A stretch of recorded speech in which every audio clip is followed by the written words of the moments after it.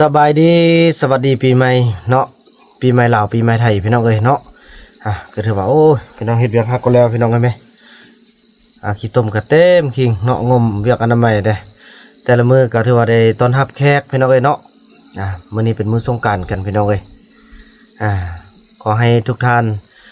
เล่นสงกรานต์ด้วยความม่วนซื่นตลอดปลอดภัยเด้อทุกท่านเนาะบ่ว่าจะอยู่ไสบ่ว่าจะอยู่นอกอยู่ในบ่ว่าจะอยู่ในประเทศลาวบ่ว่าจะอยู่ต่างประเทศบ่ว่าจะอยู่ในประเทศไทยแล้วก็อยู่ในทั่วทุกมุมโลกพี่น้องเนาะขอให้ทุกท่านนั้นตลอดปลอดภัยในการเล่นสงกรานต์ด้วยความม่วนซื่นเนาะแล้วก็สู้งานใหม่ในหลังจากเสร็จภารกิจเนาะพี่น้องเนาะแต่ภารกิจของบ่าวบุญนำพี่น้องเอ้ยมื้อนี้บ่าวบุญนำก็อยากมาโอ้ลมเนาะแขกโอลม FC โอลมพ่อแม่เนาะผู้ที่เป็นกำลังใจและติดตามบ่าวบุญนำเนาะเดี๋ยวนี้ก็ถือว่าแขกที่มาก็ฮู้จักการติดตามและพี่น้องบางคนบางท่านเพิ่นก็บ่ฮู้ที่ทางในการติดตามเนาะทางช่อง YouTube มีแต่เห็น Facebook เนาะแขกที่มาต่อไปก็เป็น FC ละพี่น้องเอ้ยเนาะที่เพิ่นได้มาเยือนจังซั่นแล้วพี่น้องเอ้ยบ่าวบุญนำอยากปรึกษาหารือนำ FC คือดังที่ทุกท่านได้ฮู้ได้เห็นไปแล้วเนาะคลิปที่บ่าวบุญนำได้เอาลงไปนั่นก็คือเฮ็ดจังได๋พี่น้องเอ้ยเนาะในเมื่อสถานการณ์มันเป็นแบบนั้นแล้วเด็กน้อยเนาะเขาก็ไปฮอดพุ่นพี่น้องเอ้ยแล้วก็หลายท่านคงจะผิดหวังแล้วก็เสียใจเนาะในการที่ว่าตัดสินใจของเด็กน้อยในครั้งนี้แล้วก็บ่าวบุญนำก็ดีใจที่อย่างน้อยความกระจ่างแจ้งก็ได้เห็นแล้วเพราะว่ามีหลายคนโจมตีว่าบ่าวบุญนำได้เอาเด็กน้อยไปเสื่องเอาเด็กน้อยไปเฮ็ดคอนเทนต์มันก็กระจ่างแจ้งไปแล้วแล้วก็เป็นข่าวดีที่บ่าวบุญนำรู้สึกว่าดีใจฮู้ข่าวว่าเด็กน้อยบ่เสียชีวิตดีใจที่ฮู้ข่าวว่าเขาเจ้าบ่ได้ลักพาตัวเนาะส่วนการแจ้งการที่ว่าแจ้งเจ้าหน้าที่ตำรวจบ้านอย่างต่างบ่าวบุญนำก็ได้แจ้งหมดพี่น้องเอ้ยเนาะทุกอย่างนั่นแหละบ่าวบุญนำก็หลังจากเกิดเหตุปุ๊บบ่าวบุญนำก็แจ้งปั๊บพี่น้องเอ้ยเนาะบ่าวบุญนำก็บอกหลายๆคลิปแล้วว่าบ่าวบุญนำได้แจ้งแล้วแต่ก็ยังมีบางท่านเพิ่นก็ยังว่าบ่าวบุญนำบ่แจ้งอีหยังต่างๆบ่เป็นห่วงบ่เป็นใหญ่เนาะส่วนเซาลีเราก็เต็มที่พี่น้องเอ้ยไปซอกลูกซอกเต้า5เทื่อเต็มๆแล้วก็เมื่อยพี่น้องเอ้ยไปฮอดห้วยเมียงไปฮอดผู้เดียวเราก็ไปฮอดทางใดที่ว่าเรากะว่าสิมีลูกที่ว่าเขาเจ้าเคยไปหากินในขอบเขตที่ว่าเราไปใดเราก็ไปพี่น้องเอ้ยเราก็บ่แม่นว่าเราบ่เป็นห่วงเราก็เป็นห่วงสุดที่จนสิหนี้จากจนสิบ่เอาอีหยังจักอย่างอยู่นี่เลยนะสิไปอยู่ป่าบ่าวนำจึงระดมบ่ได้น้องเฮาสู้มาฮอดขนาดนี้แล้วอดทนที่ว่ามาฮอดตอนนี้เราก็หลังจากที่เราไปสุดที่เราก็พักผ่อนเนาะแล้วก็มาได้ยินข่าวอย่างน้อยเราก็ดีใจพี่น้องเอ้ยดีใจละอยู่นำเฮาได้ละบ่ไปไสละก็ถือว่าเดี๋ยวนี้แต่เซาลีน่ะเป็นห่วงเต้าน้อยแล้วก็บุญยงส่วนจอมใจนี่ก็เราฮู้เนาะเราก็ฮู้เราก็เห็นทุกอย่างย้อนว่าจอมใจนั่นละพาลูกๆพาน้องไปถ้าบ่มีจอมใจก็คงจะบ่ไปเนาะแต่ว่าตอนนี้พี่น้องเอ้ยมาได้น้องมุกอีกคนอยู่ที่นี่แล้วสิเฮ็ดจังได๋พี่น้องหลังจากแล้วสงกรานต์นี่นะสิไปตอนนี้บ่าวบุญนำก็ได้รับแขกในแต่ละมื้อเนาะให้เข้าใจบ่าวบุญนำเนาะเฮ็ดจังได๋พี่น้องแล้วจะให้บ่าวบุญนำไปบ่พี่น้องเอ้ยไประดมเขาเจ้าบ่คือบ่คุณว่าแหละมีแต่บ่าวบุญนำเท่านั้นที่จะเอาเด็กน้อยกลับคืนมาได้ถึงบ่ได้หมดก็ได้2คนก็ยังดีเนาะพี่น้องแล้วบ่าวบุญนำเฮ็ดได้พี่น้องเอ้ยบ่ไปเน้อก็เป็นห่วงเซาลีบ่ไปเน้อก็เป็นห่วงอนาคตของเด็กน้อยเต้าน้อยบ่ฮู้มีหยังพี่น้องเอ้ยคันเขาแท้จริงบางเทื่อเราก็อาจจะอยากหนีที่สุดแหละตอนนี้เนาะแต่เราก็หนีบ่ได้ย้อนเราผู้น้อยบุญยงกะเครื่องกลางพี่น้องเอ้ยเดี๋ยวนี้นี่การที่ว่าบุญยงนี่ไปนอนเบานูนเนาะคือสิเป็นท้องแผ่นเดียวกันแหละพี่น้องเอ้ย บุญโยงก็คือสิเอาออกมาบ่ได้หรอกเบิ่งนี่เอาออกมาได้ก็คือสิบ่สร้างสิว่าพี่น้องเอ้ยส่วนเต่าน้อยนี่คันมีคนไปเอามานี่ต้องออกมาพี่น้องเอ้ยต้องออกมาแน่นอน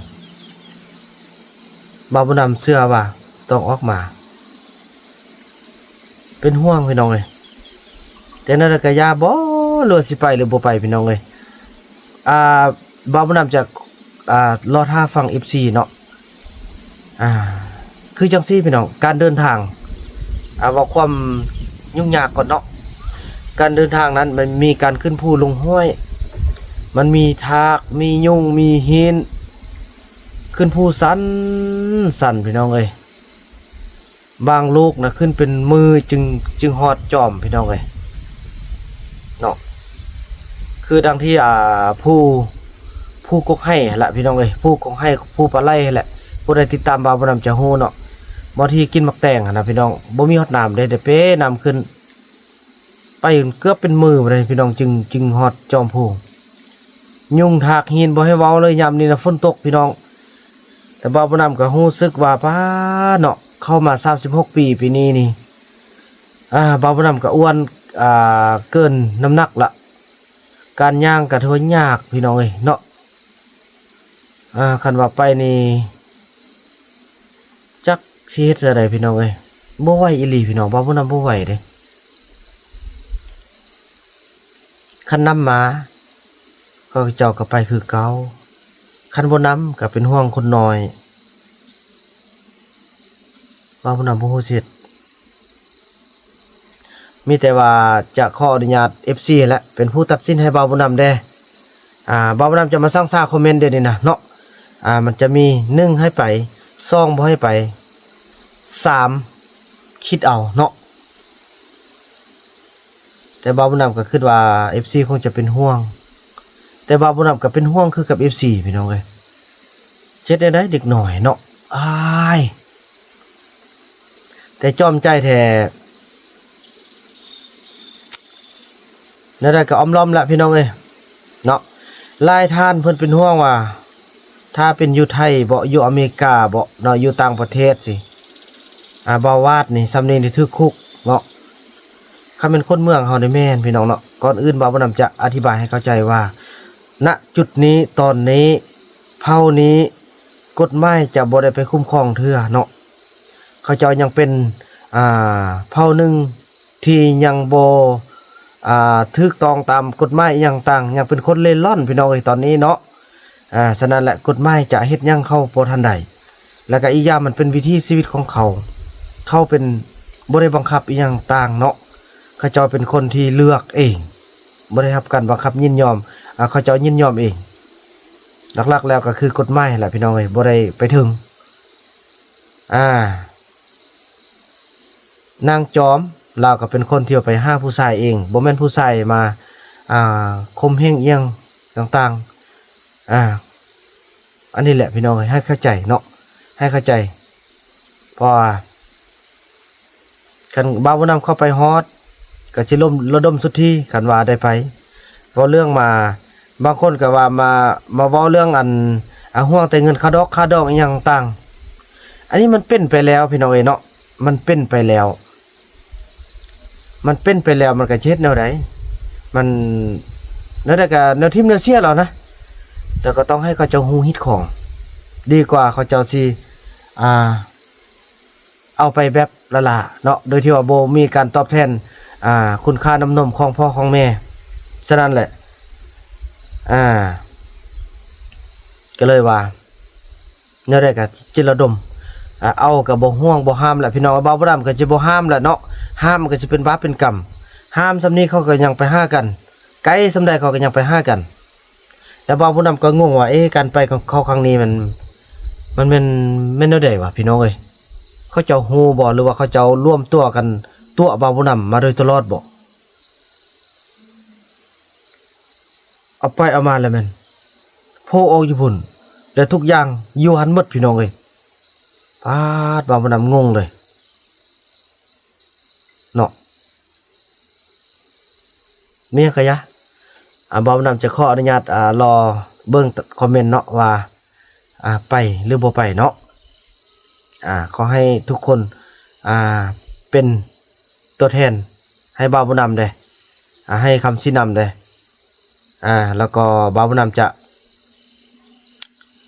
ปฏิบัติตามแล้วกันมีเรื่องใดที่ว่ามาเป็นตาแก้ไขก่อนที่ว่าได้ไปหรือบ่ได้ไปเขาก็จะมาเฮ็ดคลิปโอ้ลมกันอีกเทื่อนึงเนาะสำคัญแหละพี่น้อง FC คือคนที่ซัพพอร์ตบ่าวผู้นำเป็นผู้ที่ติดตามเป็นผู้ที่ดูแลบ่าวผู้นำบ่าวผู้นำต้องตามใจตามที่ว่า FC แนะนำเนาะคือทุกอย่างนี่สำคัญหมดพี่น้องเอ้ยอยู่พี่กับเวียกพี่น้องเอ้ยเริ่มเชียนให้เฮ็ดนาเรืออยู่พุ่นกันแนวนั้นพี่น้องเอ้ยป้าเนาะเรือตัดสินใจไปบ่เรือจังใด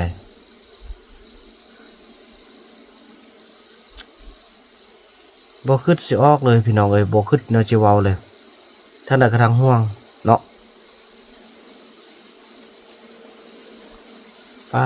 จังได๋ก็ฝากเบิ่ง FC เนาะพี่น้องแล้วเฮาจะมีคลิปนึงเนาะจะมีคลิปนึงมาล่มกันก่อนอีกในมื้ออื่น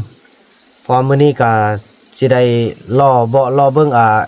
คอมเมนต์ของ FC ที่จะตอบบ่าวผู้นำเนาะจังซั่นแล้วพี่น้องเนาะบ่าวผู้นำรอท่าอยู่เด้อเนาะรอท่าการชี้นำของFC ก่อนเนาะพี่น้องเนาะรอท่าพี่น้องเอ้ยไปหรือบ่ไปเนาะจังซี่ซะพิมพ์1แล้วมันให้ไปพิมพ์2เลข2แล้วมันให้อยู่เนาะพิมพ์เลข